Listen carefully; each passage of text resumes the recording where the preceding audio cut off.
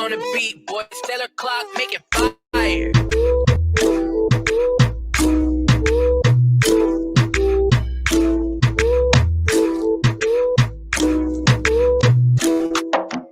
Boys.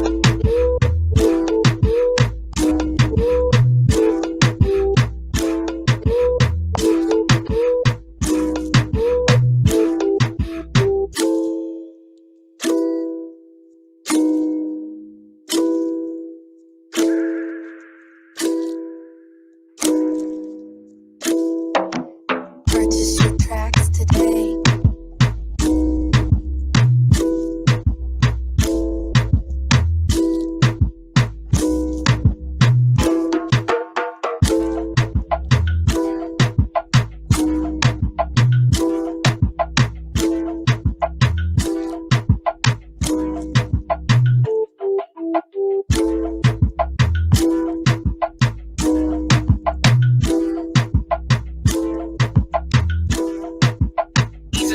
On the beat, boy, stellar clock, make it fire.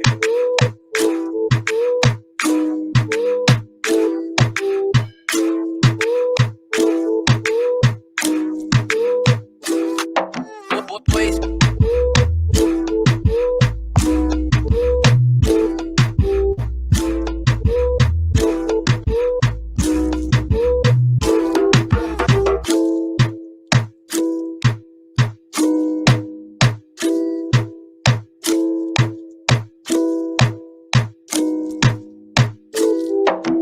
Purchase your tracks today.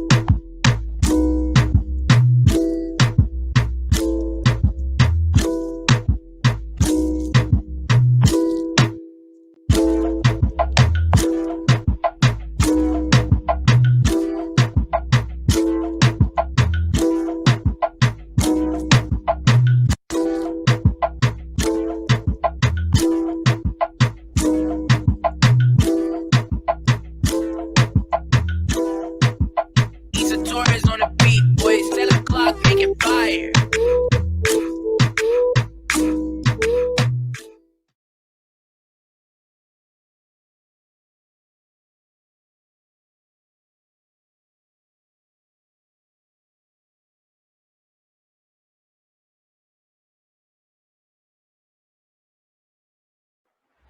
Fashion Futures.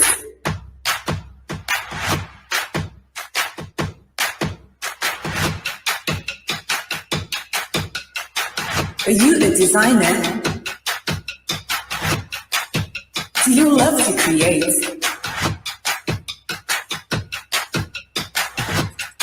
Are you an entrepreneur?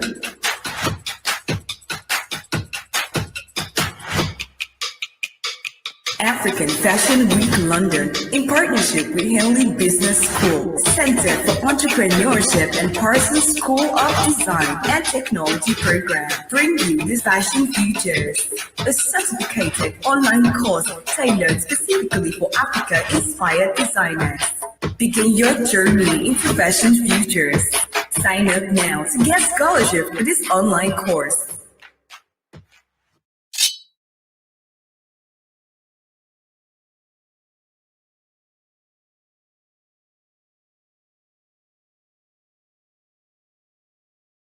Sorry about that. Good afternoon. Happy Sunday. This is Carla Nelson, creator of Black Fashion World Foundation. I am so excited that you're here with me today. I am going to bring in Princess Ronke in just 1 second. Princess. Hello, Carla. Happy Sunday to you. How are you, my dear? I'm very well, thank you. Happy Sunday to you too. Welcome back. Welcome back. We had a fabulous week last week. We had a fabulous time prepping, and as always, you look so beautiful.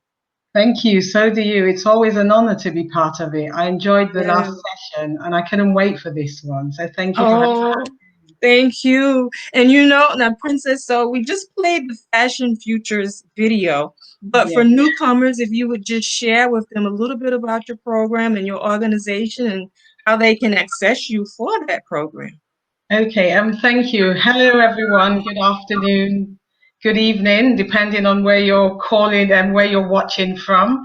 I'm Princess Ronke Ademilui, and I'm the founder of Africa Fashion Week London and Africa Fashion Week Nigeria, a platform that was established 10 years ago that showcases the African heritage through fashion and also educates people about African fashion as well.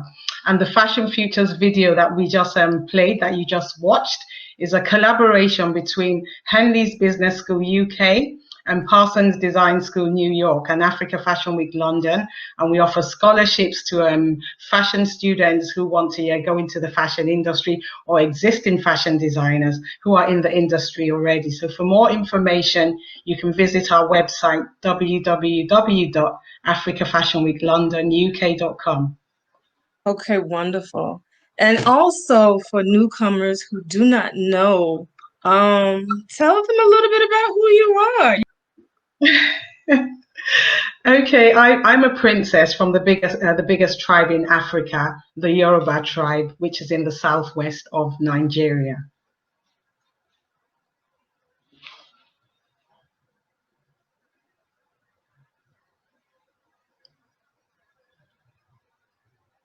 Hello, Carla. Sorry about that. Okay, Technical difficulties. okay, not to worry. Oh my end. I tell you, this has been a special day. This is COVID life. It I is, isn't really, I it? was about to have a heart attack for a moment because it totally took me off the screen, but I'm back, so I'm glad. Okay. One tip I've learned that has been beneficial for anyone listening is to try to use an Ethernet cable. So that got me right back in. So, but Princess, as you were talking, did you also, because I was off for a second, did you mention that cultural ambassador position that you have? Okay, so I'm a cultural ambassador as well, and my role is to use my position to promote African culture through fashion, through storytelling, through stage plays, and just make it appealing to the younger generation so they can resonate with it. Because we don't want our culture to go into extinct. We don't want it to disappear. So it's important, that we promote it and showcase it to the younger generation. We started with the Africa Fashion Week London, showcasing our heritage through fashion, and we're doing some other things as well. Awesome. Okay. Thank you. So I want to thank everybody for joining today. And we're going to get right into the presentation.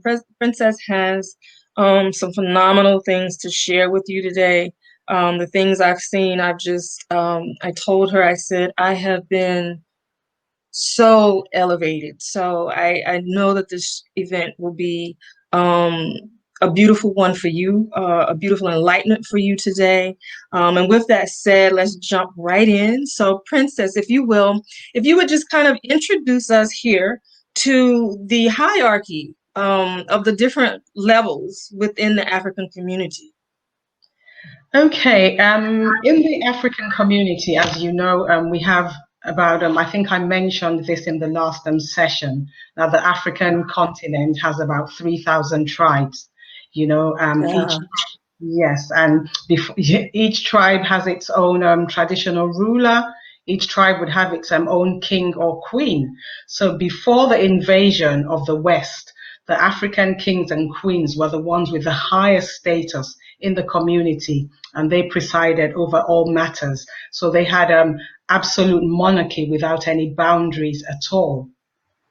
Wow. Yes, yes, that was what they had. But after the invasion of the West, when Africa was colonized, when each European country scrambled for Africa, we know it as a scramble for Africa. We also know it as a partitioning of Africa. We know it as a division of Africa by the European powers. A lot of that absolute power was stripped away from the kings and queens of Africa then. And what they were given then was reigning power. So they weren't given the power to rule over the people anymore, but they still retained the power to reign over the people as traditional rulers and spiritual rulers as well. I think we do have, I think, three countries in Africa, out of the 54 countries in Africa. I think there are three: Morocco, I've forgotten the second one, but the third one, where they have absolute power, where they've retained absolute power, is the Kingdom of Swaziland.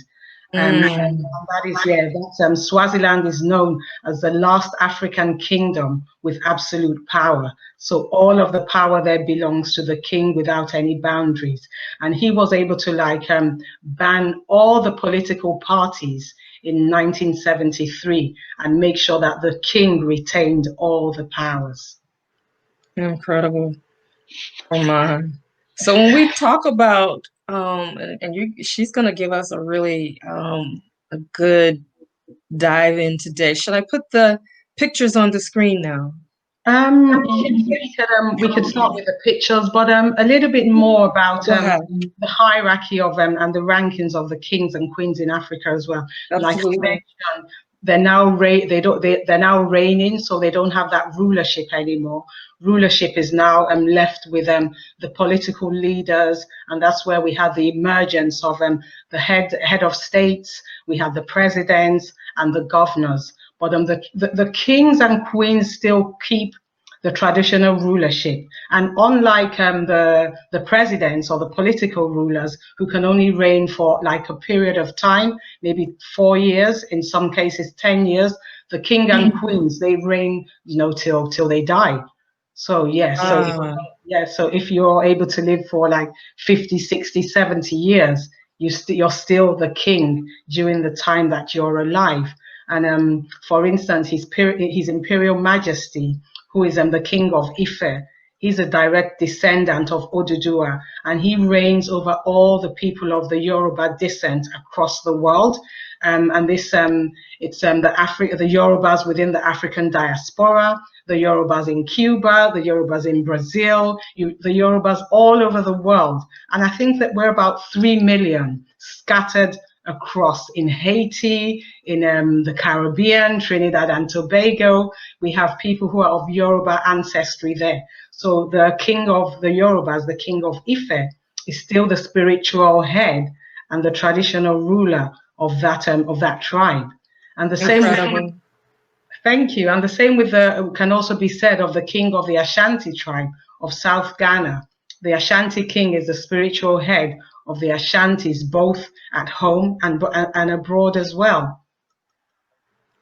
This is incredible. So does that, I think of the Queen of England. So when they pass away, then do their children follow in that order as far as becoming king and queen? So we have we have two form of rulership in Africa when it's about kings and queens. So we have the monarchy, where it's passed on from like a father to a son or to a daughter, and we also have the ruling house as well, where we could have about four different ruling houses, and every time a king passes, another ruling house takes that position as a king or queen. I see. Yes. So prior to the division of Africa, the king and queens, they were seen as the second to God. That even when they passed on, slaves, history has it that their slaves would volunteer to be buried with them so that they could go and serve them in the afterlife. So they had absolute monarchy with them. They were very, very powerful. So, and when I think about that, I think of Egypt. Is that where that is it the same? It was the same, but now they have the kings, and the king of Egypt doesn't have absolute power anymore. That power is now with the political leaders. But prior to that, yes, they had absolute power. Okay. Oh my goodness, I always enjoy talking to you. So I'm telling you, this is so important. Just helping us understand our true heritage. And with that said, okay, so I put up the, should I fast forward? Should I go ahead to the next slide? Yes, Princess is Princess is actually going to take us on a tour today of what to wear for what occasion and talking about that hierarchy that she just shared with us. So I'll start. So we're going to talk first about garments by hierarchical designations. I probably mispronounced that a little bit. Sorry. So this is gold. It's worn by the Ashanti king of the southwest Ghana that I talked about. I think we have another picture of him in his full regalia. Yes.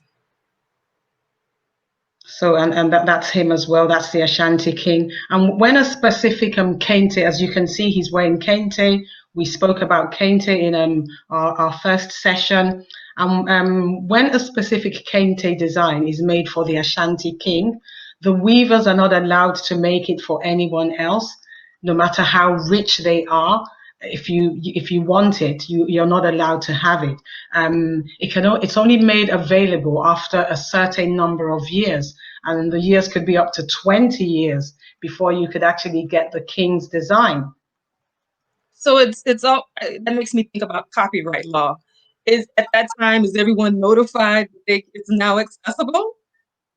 Because everyone's notified, and I know in Ghana they do have a copyright law for kente. So yes, so specific ones made for the king. I'm sure there would be a copyright put in place, so no one copies it or no one makes like a printed version of it. Wow. Okay. Yes, and as you can see, the Kente kings they wear gold as part of their royal ornaments, and this is a symbol of power and royalty of the Kente king as well. As you can see that the gold he has gold around his neck, his wrists as well. So it's a symbol of power and royalty for the Kente king, because gold is a strong element of the Kente culture. And there's also they have the golden stool as well. I think I shared a picture of that with you. Should I go forward? Yes, please. And that's no. So that's another picture of the king. But we have the golden stool. Yeah, so that's the golden stool. A golden stool, it's made up of gold and golden ornaments, and it also is a symbol of unity for Ashanti as well, for the Ashanti kingdom in southwest of Ghana. So that stool, what do they use it? Or is it just for presentation?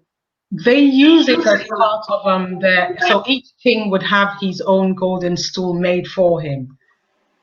Really? Yes, each king has his own golden stool made for him, yes. Because like I said, it's a symbol of unity for the Ashanti. So whichever king is there has to use it as a symbol of unity and has to have his own special stool, his own special golden stool made. And is it a special? Well, you answered that. Okay. Wow. Oh, one of my favorites. Oh. Yes, and as you can see there, that's the Ashanti king as well, with Nelson Mandela wearing kente on a royal visit. Ah. Yes, and then we have His Majesty as well, the King of the Yorubas, the Ife King, always wears white. He wears white as a symbol of purity and prosperity and positivity. And we can show more pictures of him in white. As you can see in his images, he always wears white. He wears white, and he wears a lot of red coral beads, because coral beads that signifies energy, vitalizing energy of life. Is actually said that the beads as well allows circulation, in a human being. It allows energy to circulate in a human being, and that's one of the significant reasons he wears the coral beads. It's strong and powerful, and it enables people to develop things from ancient times. So you can see him wearing beads here.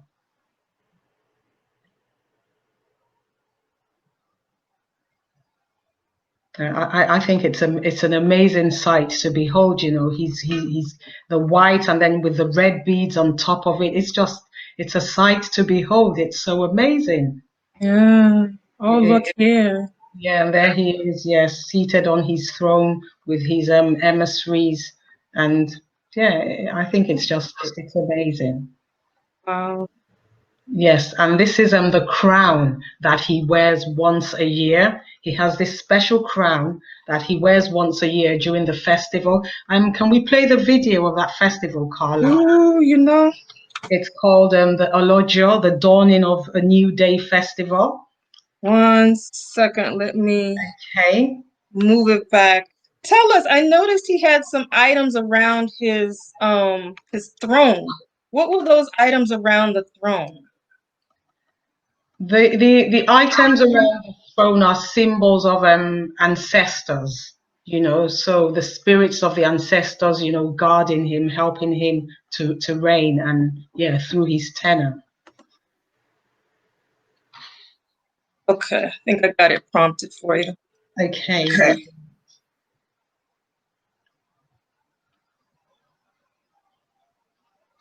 So this is the festival. It's called the Olojo Festival, and the next one is actually it started yesterday. Yes, and on the 25th he wears this special crown. And Ah, people come out, they come out to receive, special blessings. They come out from all over, they come into Nigeria, the southwest, to the Ife, from all over the world. Some of them tune in because we stream it online as well, and they watch this festival, and he prays for them. so wait, you said you stream it online as We, well. So we stream it that's online. always been before COVID.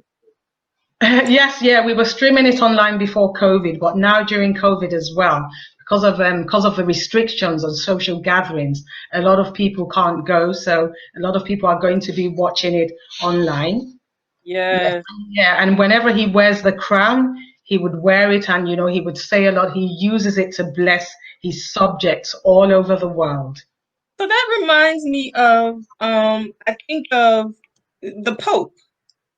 Yes, something like yes, the Pope. Yes, in Africa, and before we had before we had Islam, before we had Christianity, we actually had the African traditional religion, and this is what it signifies. This is what the crown, the special crown, it's part of the African traditional religion, where the kings are the spiritual heads as well, and they bless the people.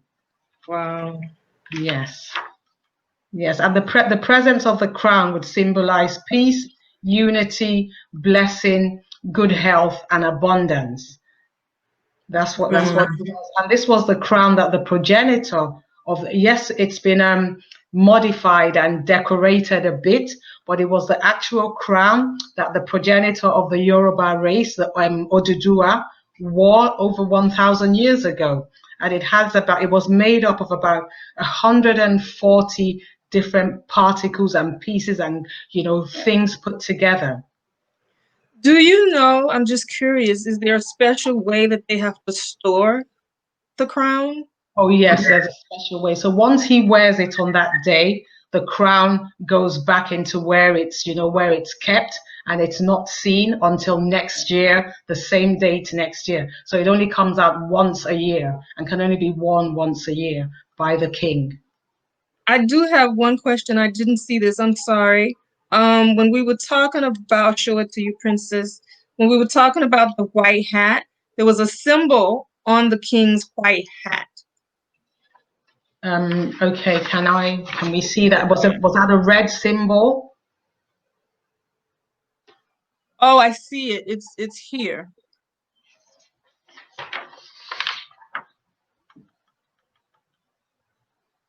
Yeah, it's something that's just kind of sticking out there. Okay, yeah, that's the symbol of Oduduwa, the progenitor of the Ah, Yoruba race. Yes, the one who wore the first sacred crown. I That, that see. that's his symbol. Yes. Okay. I saw that and I said, "Oh, I better ask while we were close to it so I could get back to it to show it to you." Perfect. Thank you.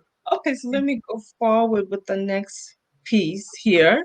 And on his throne, tell us about this.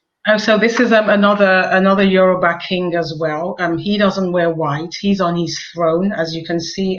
If we show more pictures, he is known as His Royal Majesty, the Olofa of Offa. And he's wearing the ashoke that we spoke about in series in the first session, as you can see it here. So not all Yoruba or African kings wear white, but His Imperial Majesty, the King of Ife, the Yoruba king, he chose to wear white, to signify purity and prosperity and positivity. As you can see here, he's on his throne, and it looks beautiful as well. The colors, the vibrant colors of Africa, Yes, we were talking about that, how people called it the dark continent. A But we're dark not. continent. We're far from dark. We're so vibrant and colorful. We shouldn't have been called the dark continent in the first place, because we're not, everything we do is about bold, bright, and vibrant colors.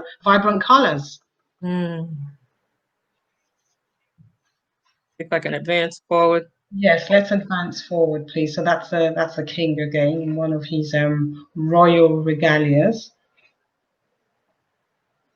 Okay, so and then now we go to the chiefs. So after the kings, then we have the next in line in terms of hierarchy would be the high chiefs, and they are the ones who are like close to the king. They speak to the king anytime the king needs to make decisions. The chiefs are always there, and these are how the chiefs would dress as well. And the beads, the coral beads, they're all a symbol of royalty.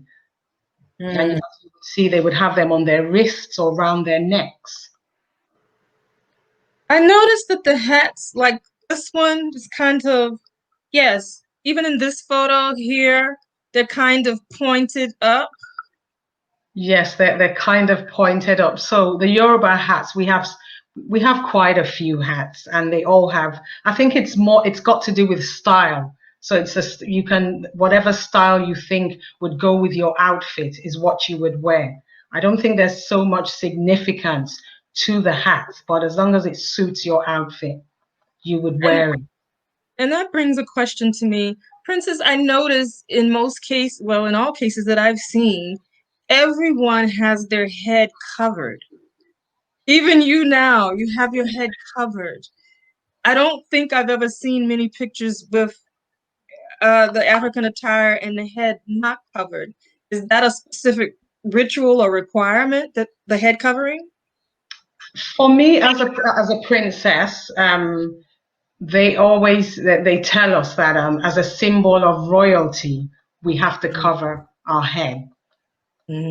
Yes, and that's why I always cover mine. Yes, initially I didn't, but then when I became more cultural and more involved in our culture, our history and tradition, then yes, I started covering my head. And then we cover our head as well for when it's part of it's embedded in us as well as part of our culture. Okay, and before I go into the head wraps, this is the chief priest, and this is what a chief priest would wear. The chief priest as well works closely with the king. So this is an outfit or an attire that a chief priest would wear. And these are attires that you would see priests wear during festivals, like the Alojo festival we're having, which I said started yesterday. You would see a lot of outfits like this with the white painting on their faces and their bodies, and the white painting, it has it depends on whatever festival it is, whatever festival we're celebrating, and that's how the body paint is that's how the paint goes on their body. It's applied. I see. Yeah. Okay, so now it's so fascinating, our history, our culture, our tradition. There's always a meaning to everything, and it's just about, it still goes back to our communicating culture that we have in Africa. Yes. I want to go there with you one day. Oh yes, you're definitely. I'd love to take you. I think if I have any guests who are watching who want to take a trip with Princess Ronke to Africa, if you would love to go, please let me know. I think that's something we might be able to do. Oh yes, that would be amazing. We can go to the market. We could go to the markets. We could go everywhere. I love it. So now we're going to talk about the occasions. Give us just a little precursor about some of the different occasions in Africa, in the community. Okay, in the community, we have, like we have in the West, we have so many occasions. So we have baby dedications, we have funerals, we have weddings, we have church harvests, we have inaugurations, coronations, any chance to celebrate, we always make an occasion out of it. And we also have an outfit for every occasion. So there's always a different outfit for an occasion. So like this is a baby dedication, and you would see a lot of people wearing white, during baby dedications, because it signifies a new birth and it signifies purity as well. So you would see someone wearing white. Black or red is never anything that it would not be it won't be wise to wear black or red to a funeral. I'm sorry, to a baby dedication, because it doesn't signify purity, doesn't signify birth. So if you had, so for instance, if you had a baby dedication to attend, and on that same day you had a funeral to attend as well, you would have to get ready two outfits, because you would not be able to wear the white outfit to the funeral, and you would not be able to wear the black and red outfit to the baby dedication. Because if you wore a white outfit to a funeral, you won't be welcome. And Wow. yeah, I remember a designer of mine in Ghana who I spoke to, and he told me how he had made an outfit for one of his clients to wear to a funeral. And when she came to inspect it, he had to reconstruct the whole outfit, because she said no, she couldn't wear this to a funeral. If she wore it there, she would be accused of having part in the death of the deceased. So, so yeah. Oh So my gosh. so you can imagine. So what we wear, even without saying anything, says a lot. That language through the attire. Yeah, the language through the attire, the language through our fashion. Yes. Oops, sorry. Keep talking. I had a blip happen just a second on the other side. I got excited and hit the button, so I'm going to advance forward. So yeah, so it's the language, like I said in our first session, we always use what we wear to communicate, from our designs to our textiles to our patterns to our symbols. For in Africa, fashion is beyond a statement. It's a means of communication for us as well. Yes, Mm. and I'm gonna talk about that when we talk about the Aso-Ebi, which is the uniform dress as well. I have so much to tell you about that. Okay. All Yes. right. Got it back now. So that's a four-piece female outfit as well that could be worn to any occasion. You could make this style in any color. So it's a four-piece female suit. It has the wrapper at the bottom, it has the blouse on top, and it has the shawl that you see across the shoulder, and it also has the head wrap as well. Oh, these pictures. Yes, and this is where we start with the Aso-Ebi. So the Aso-Ebi is also known as the uniform dress. We call it the uniform dress because it signifies unity and solidarity among friends and family and whoever comes to well-wishers, whoever comes to celebrate with the celebrant. Aso means cloth.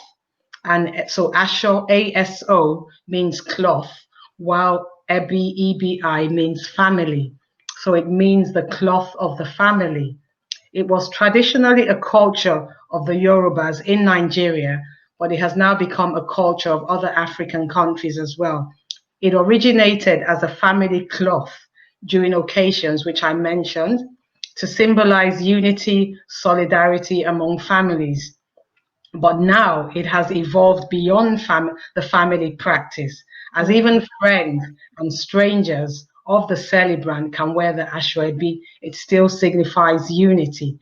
It also allows for rivalry as well, because sometimes different members of the family groups would use it to try to outshine each other.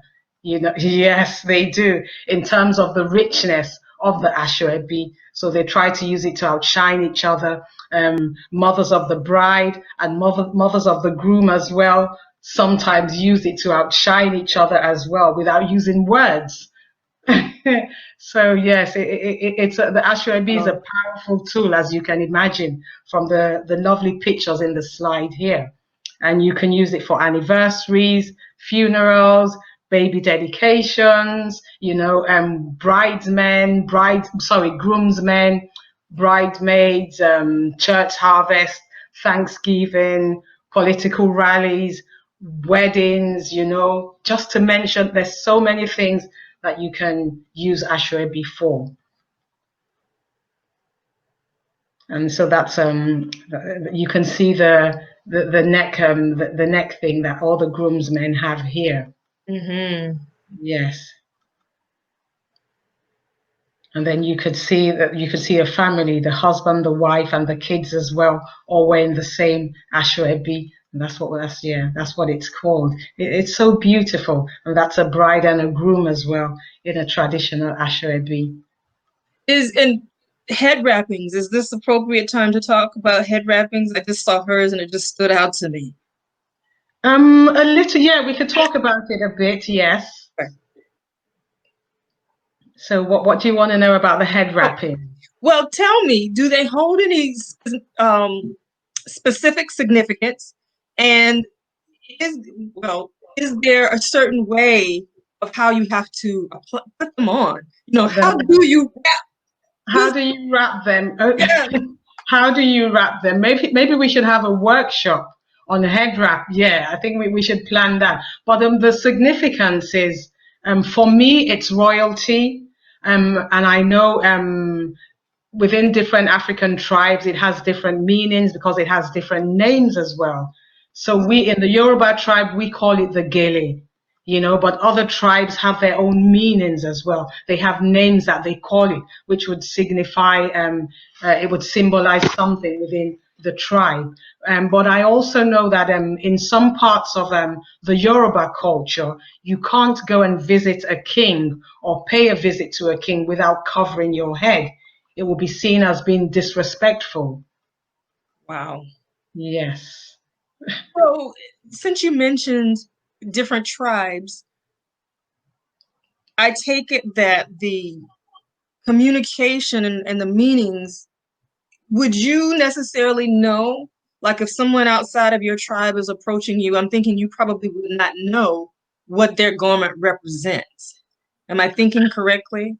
I might not know what their garment represents because I might not know about a lot about their culture, but the way they would tie their head tie would allow me to know that, okay, they're not from my tribe because we have a certain way of tying ours. Okay. Yes. Fine.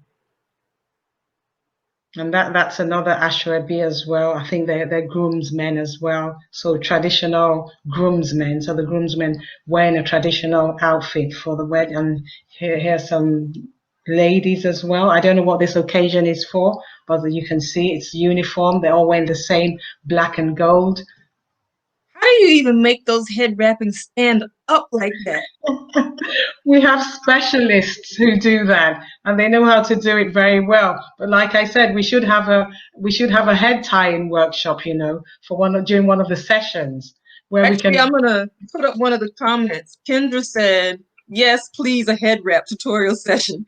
I've been trying to learn how to do it with my wraps and struggling. So you've got a request." Okay, so we'll definitely have that.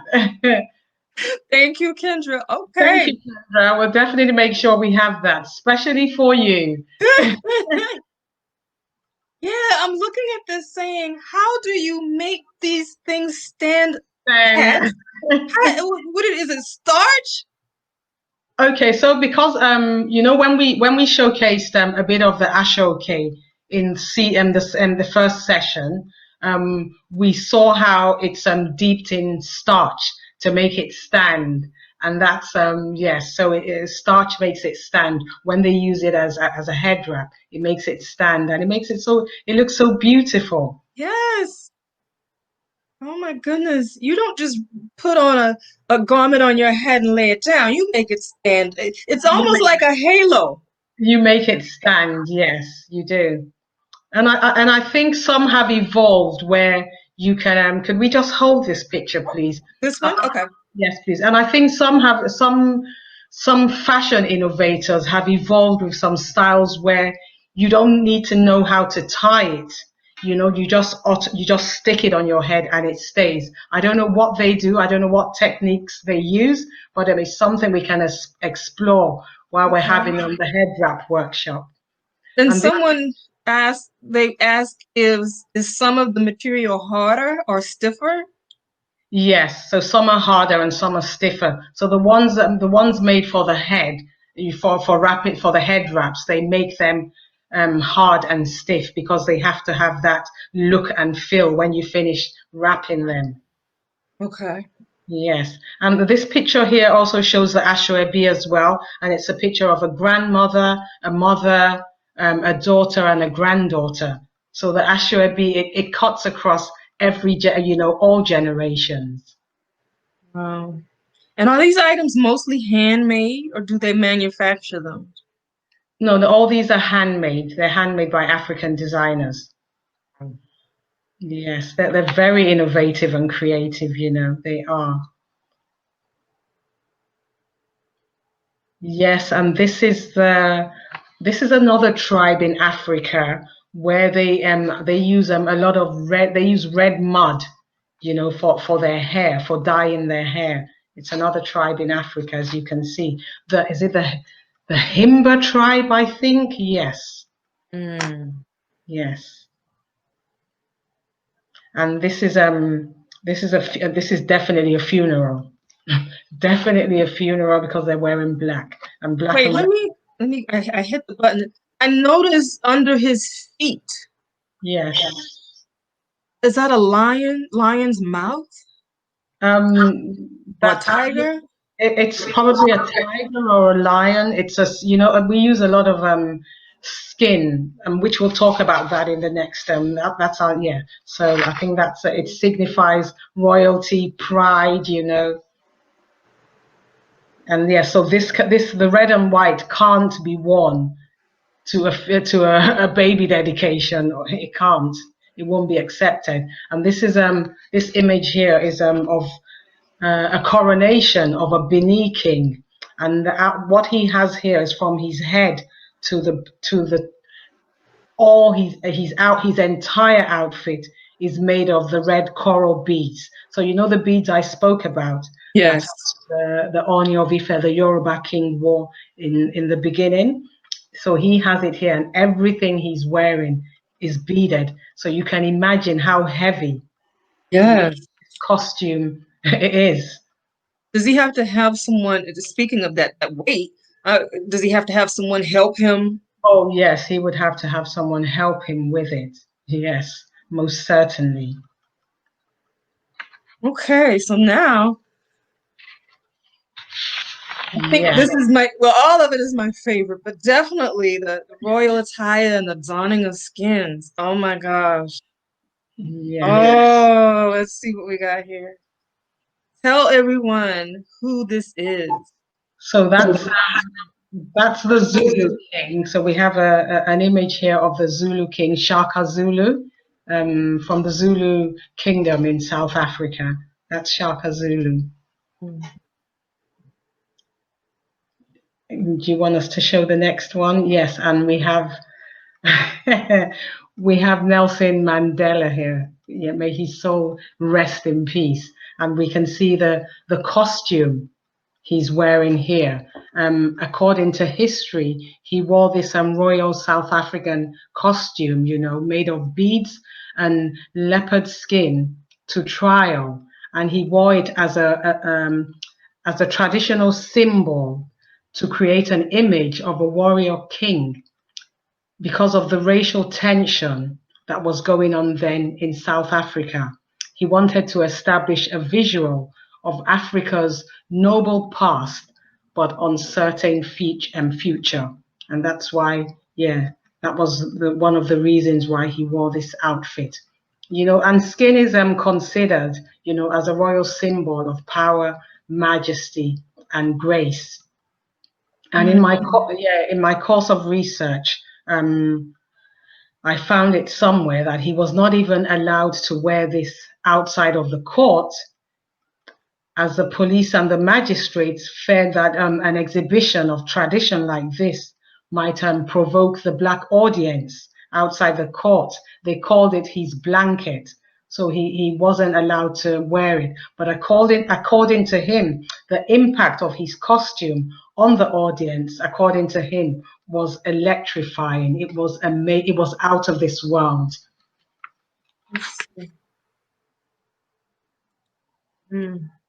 Yes, it was like it was a political statement, He used it to make a political statement at that time, the noble past of Africans, the kingship, the rulership of Africans, and the uncertain future, because what was going on with racism then. Yes, and this is him here wearing, skin as well. And like I said, it's a royal symbol of power and majesty in Africa. Is that hat, I'm calling it a hat. Am I calling it the appropriate name? What is that attire? What's the appropriate name for the garment he has on his head? It would be a hat. Yes, it would be a hat. Yes, it would be. That is made out of skin as well? It's made out of skin as well, yes. How do you form it? Again, the skin, how do you get that skin to form and stand that way? Do you know? The craftsmen who do this, they've mastered it over the years, and they know how to do it.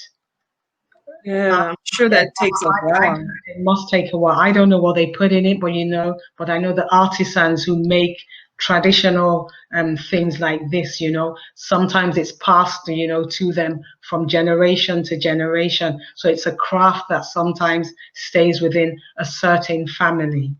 And you can see him wearing skin as well here. So the leopard skin in Africa, like I said, it's a symbol of royalty, strength, leadership, tenacity, skins, they form a part of African king and queen's royal regalia. Sorry? No, go ahead. No, because because the leopard has traits of leadership. So that's why the leopard is associated, with African leadership. The leopard is associated with African leadership. The leopards are regarded as born fighters. They're intelligent and they rely on their own instincts.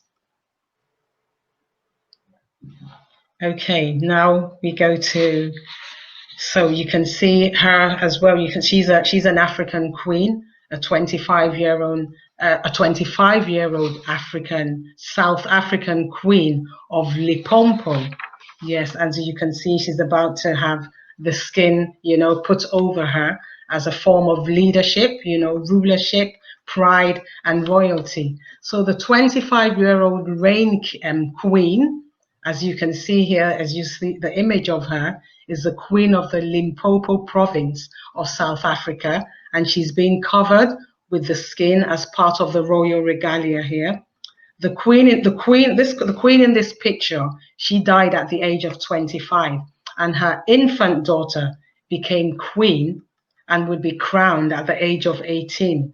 The monarchy they have here allows for the position of only a queen, so only a woman can reign within this province, and this is passed on to her eldest daughter. Men are not entitled to reign in the Limpopo province of South Africa.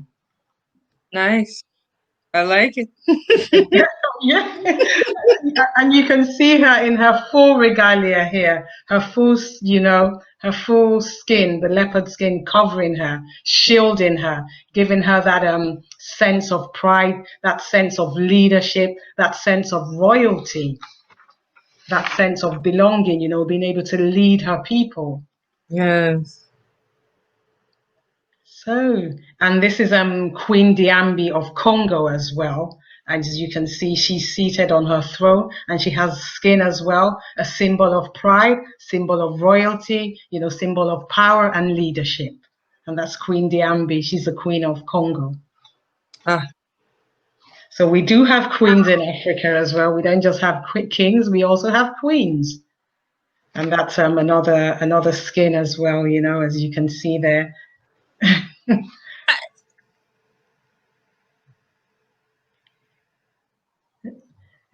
I'm floored at these sites. But he actually has the head of this, guess it's a lion, tiger, did you say?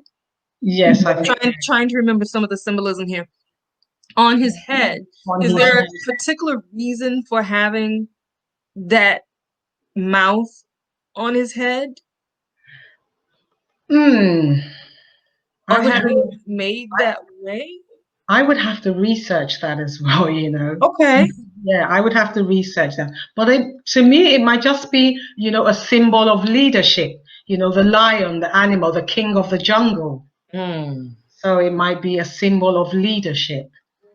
Oh my goodness. Okay. And you shared, you know what? Let me stop that share. Okay. Something that you shared with me was about dancing and how dancing is such a part of the culture. It's a Talk part. about the importance of dance in the culture. Do you want me to pull up that Nigerian the wedding dance while I'm doing Yeah. that? Okay. Yes. Let's put the wedding dance. I'm not gonna share the sound with it, but talk Okay. a little bit about um oh goodness. Did I hit I hit the wrong button. Keep going, I'll put it up. Okay, so in Africa, dancing is also part of our culture and our tradition, and every tribe would have their own dance. We even have a war dance in Africa. So when people were getting ready to go to war, they would dance. They would dance to the war front, because that would show it would show a spirit of winning, so they had it already in their mind, in their subconsciousness, that they were going to win. So this is a wedding dance. So they're all wearing the ashlebi here and they're dancing, so this is a wedding dance. There's a funeral dance, there's a baby dedication dance, we have a war dance, we have a church dance. We have a dance for everything. Now, does the dance tell a story as well? Yes, the dance will tell a story. Oh, yes, everything Oh about wow. Africa. Everything Africa is about storytelling. So is it Every opportunity to tell our stories. Yes. so do they change the dance for each event or is it, for instance, you mentioned the war dance? Oh yeah, they would change the dance for each event. They would change the dance for each war as well. So depending on the tribe that depending on the tribe they're going to they're waging war against, it would be specific. It would be tailored to that particular fight. Mm. Yes. I think our culture is it's so amazing, and I think we need to start speaking about it more. And that's why I said I talk about African culture through fashion. That was one of the reasons why I started the Africa Fashion Week London, to engage the millennials with African culture and tradition, but through fashion. Look at this. It's beautiful. I wonder Cool. how long they practiced to put this together. Oh, Oh my oh yes, goodness. they do practice. They do practice. See, they dance with their hands, with their body. It's beautiful. It is. Oh, is that the bride behind them? Yes, that's a bride behind them. Yes, that's a What is bride. she? Oh, look at her fan. Yes, that's a bride behind them. And Oh, she's wearing white as a symbol of a new birth because she's going into a new life. She's going into a new family. with the fan of feathers. I'm in love with the fan of feathers. I want the fan. Fan of feathers. Yes. Oh my. So, Princess, I have So anyone that would like to submit a couple of questions, I do have a comment, but anyone who would like to submit questions, please do now. I know there's a bit of a delay, so I'm going to share this comment with you, Princess. Gail Davis says, it seems the colonizers forced wardrobe changes on the people to look Western. I'm glad for the continued rituals and tribal traditions many tribes have maintained.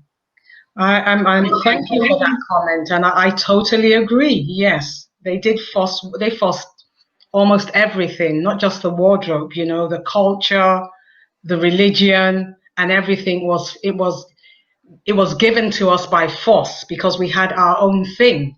We had our own religions. We had the way we were dressing, you know, but everything was, you know, after the Western, the scramble for Africa, the division of Africa, the Portuguese took a part, the Europeans, the English took their part, the Dutch took their part, the French took their part. So what they did is they enforced their cultures and their ways of life upon us. And that's why you have some people in Africa speak English, where I'm from. Other parts of Africa would speak French because they were colonized by the French.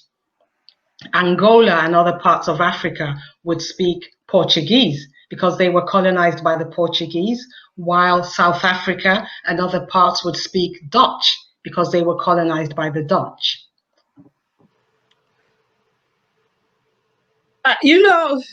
Several questions ran through my mind. First of all, what is your earliest memory of learning about the rituals with the attire? Or do you have a handbook? I know if I were going, I would need a handbook. But yeah, what is your earliest memory of learning about which garment to wear for what occasion? It was when I was growing up because my mom always had and her friends, you know, they always had a garment for a different occasion. So they had what they would wear to church, they had what they would wear to weddings, you know, they had the ashwebi, you know, that they were always engaging in, you know, for unity and solidarity as well. So I was a part of it, you know, while I was growing up. And my daughter as well, because I have a 23-year-old daughter. And every time she goes back to Nigeria, because she's based in the UK, but whenever she goes to Nigeria, especially for Christmas, and someone is getting married, I see her and her friends talking about the ashwebi. They always deliver an ashwebi to our house. Say if it's not a gold color, it's a red or it's burgundy or it's blue. So like I said, there's always a color or always an outfit for every occasion. Oh my gosh. I think I definitely want to go to Africa. That's a must.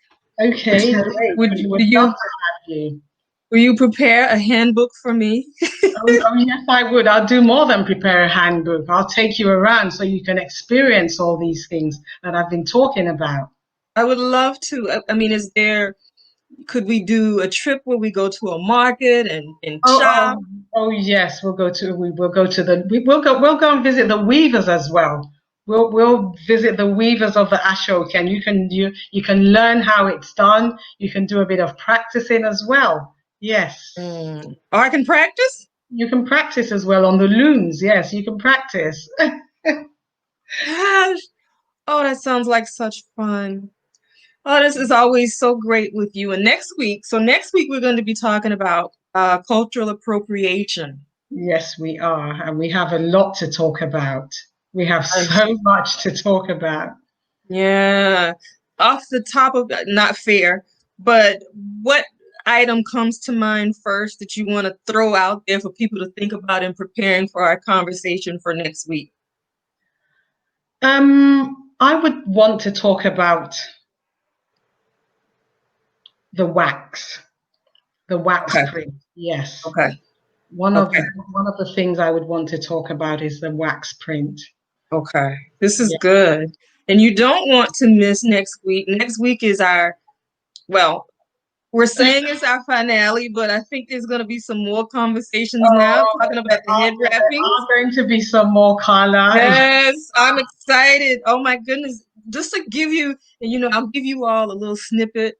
Some of the things that Princess mentioned to me was the praise poetry and the connection to hip hop and the step dancing and the root of that being in Africa, and talking about the African royalty. We've been talking a good bit. Now we have the head wrappings, but I do want to tell everyone next week you definitely want to register. Tell a friend, bring a friend, because we're going to have entertainment in the pre-show. So you want to be here. But any final thoughts, Princess, before we close out today? It's another amazing session. And I enjoyed it, and I would like to thank the audience for listening in. And if there's any further information that they would like, they can get in touch with you and you can refer them to me. But yes, it's been another amazing session, and thank you everyone for listening and watching. Thank you so very much. And what I will ask everyone to do, thank you. First of all, thank you, Princess, for everything. You have just truly elevated. I was sharing with Princess that we often say we were royal kings and queens, but being able to go through these sessions with Princess has really made it real for me. I hope it has for others. So, Princess, thank you once again. Looking forward to next week. And everyone who's watching, take this live stream and share it with a friend. Thanks so much. Carla. Thank you, Carla. And All you right, enjoy have a great the week. day. And you, thank you. And I look forward to our next session. Thank you. Absolutely. Okay. All right. Bye-bye. Bye.